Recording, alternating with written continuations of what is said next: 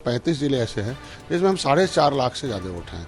तो जहां हमारे 4.5 लाख वोट है, इसके मतलब हम वहां अच्छी मदद कर सकते हैं भारतीय जनता पार्टी। हम लोग निषाद राज के वंशज हैं। हम लोग मांगने वाले नहीं, देने वाले हैं। हम जीत देते हैं। हम मोदी जी को जीत देते हैं। सीट क्या देते हैं, हमारे सीट के लिए नहीं है। अब मुकुल वासनी और शैलजा ने हमारी फाइल ही गायब करा दी।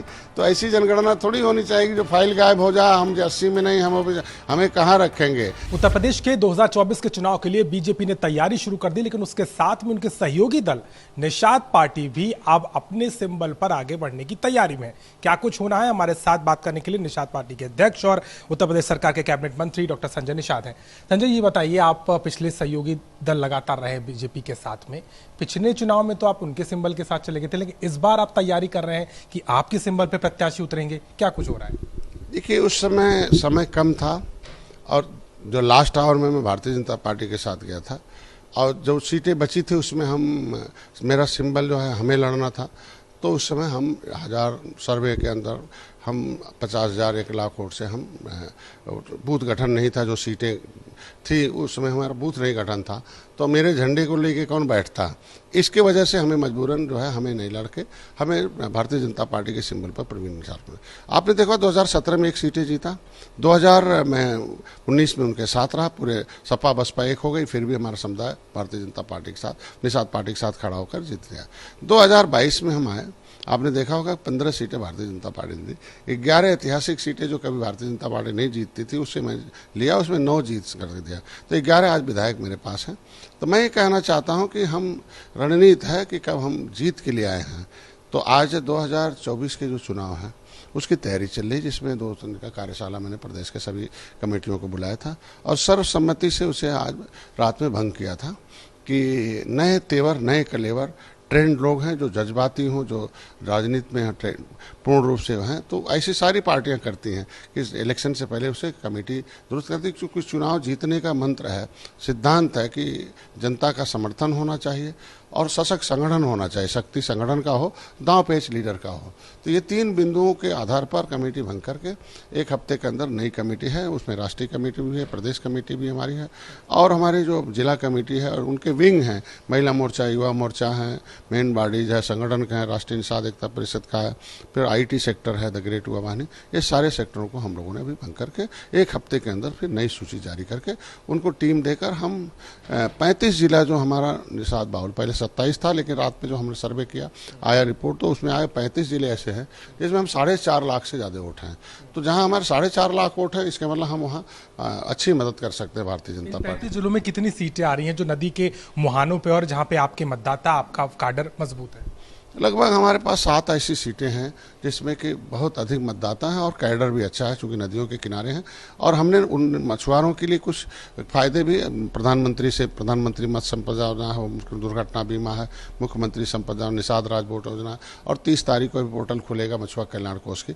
तो ऐसे में उन मछलियों के किनारे रहने वाले उजड़े परिवार जो हैं उनको हम सम्मान दिला सकें, उन्हें हम सहयोग कर सकें, ऐसे किया। तो ऐसे हमने 7 सीटें ऐसी है जो है हमारे पास, लेकिन 35 हमारी लगभग अब तैयार हो रही है और हम हर जिले के 75 जिलों के हम 80 सीटों पर आज के दिन में जो तैयारी है वो हम करेंगे। लेकिन जहां 4.5 लाख है वो हम ज़्यादा उम्मीद के साथ हैं, बाकी पर भी हम वोट देकर मोदी जी को फिर से 2024 में बैठाना चाहते हैं। उम्मीद है कि पार्टी बीजेपी का नेतृत्व आपकी इस पूरे समीकरण को देखेगा, क्योंकि 7 सीटों का नंबर काफी ज्यादा हो जाता है और 80 का जो मिशन बीजेपी बना के चल रही है, आपको लगता है आप और आपके साथ अपना दल भी है वो भी मांग करेगा? देखिए, हम लोग निषाद राज के वंशज हैं। हम लोग मांगने वाले नहीं, देने वाले हैं। हम जीत देते हैं। हम मोदी जी को जीत देते हैं। सीट क्या देते हैं, हमारे सीट के लिए नहीं है। बस इतना ही है कि जिस तरीके से भारतीय जनता पार्टी हमारे सिंबल को विधान परिषद में पहुंचाया, मेरे सिंबल को विधानसभा में पहुंचाया, मंत्री बनाए, उसी तरीके से निषाद पार्टी भोजन भरी थाली को भारतीय जनता पार्टी दिल्ली के भी उस लोकसभा में पहुंचाए। वो कितना पहुंचाएगी उसके ऊपर बड़े भाई हैं, हम लोग किसी तरीके की बात नहीं करते। जबकि त्रेता में जिस तरीके से भगवान राम ने निषाद राज को गले लगाया था, उसी तरीके से निषाद राज के वंशज के बेटे को अगर मोदी जी ने गले लगाया है, योगी जी ने, अमित शाह ने गले लगाए, तो सम्मान भी करते हैं, वो सम्मानजनक सीटें देंगे। एक सवाल और है, विधान परिषद का चुनाव है, समाजवादी पार्टी ने 2 जो उम्मीदवार उतारे, एक निषाद समाज से आता है और एक दलित समाज से आता है। उनमें उनकी अपील है कि अपनी अंतरात्मा की आवाज सुनकर के वोट करें, आपको लगता है कि क्या दूसरी पार्टी के निषाद कैंडिडेट को आप सपोर्ट करेंगे? देखिए, राजभर जी हैं, निर्बल जी हैं। आज के दिन में आप पूछिए उनसे, जिस दल में हैं उस दल में कभी नरेंद्र पटेल जो थे फूलपुर से जीते थे, इंजीनियर प्रोफेसर गोरखपुर से जीते थे, क्या वो पिछड़े नहीं थे? आज के दिन में जिस दल में हैं वो, उस दल से ये पूछ लें कि पिछड़ों के लिए 30 साल में 5 बार सरकारें थी, क्या कानून बनाए हैं वो पिछड़ों के हितों के लिए, पिछड़ों के विकास के लिए? नाम से नहीं होता। आज हमारी सरकार है कि पिछड़ों के साथ खड़ी रही, सुप्रीम कोर्ट तक खड़ी रही, आयोग बनाई और नगर निगम में पिछड़ों को सम्मान देकर जिताया। आज विधानसभा में देख लीजिए, जिस दल के वो नेता हैं, जो लोग बात कर रहे हैं, उस दल में देखिए कि उनके जो समाजवादी पार्टी के जो विधायक हैं उसमें एक वर्ग के कितने लोग हैं और बचे हुए 80% एक वर्ग के हैं, 20% मित्र हैं। आज हमारी सरकार में विधानसभा में देखो कई दर्जन जातियां हैं जो हर वर्ग के लोग आए हुए हैं, विधान परिषद हैं। तो आज के दिन में हम हर जाति हर धर्म के साथ हैं। अंतरात्मा की बात जो कर रहे हैं उनकी, तो उनसे कहिए कि दल छोड़ के आए, निर्दल हो जाएं और उस जिस दल में है उससे भी अंतरात्मा की बात करें और दूसरे दल में बात करें। किसी दल में रह कर अंतरात्मा की बात करना ये बेईमानी है। राजभर और दलित भले उनका कैंडिडेट हो, लेकिन वो पिछड़ों के कल्याण की जो बात कर रहे हैं उसमें है जातिगत जनगणना, जिसको लेकर के लगातार अखिलेश यादव और उनका दल प्रमुख है, लेकिन आपकी तरफ से चुप्पी रही है।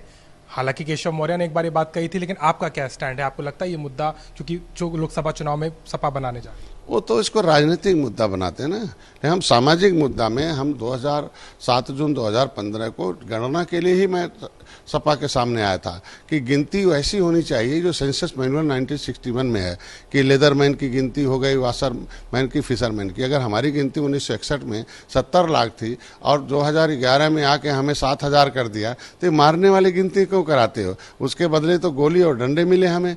तो सबसे पहले तो जनगणना कराने वाले, मांगने वाले हम व्यक्ति। मैं चाहता हूं कि ऐसे जनगणना हो, पहले जो पाइपलाइन में हो, देश को आज़ाद कराने वाले हों, 193 जातियां ऐसे जो घूम रही रोड पर, उन्हें कहाँ रखेंगे? पहले विसंगति दूर हो जाए लोकसभा विधानसभा में।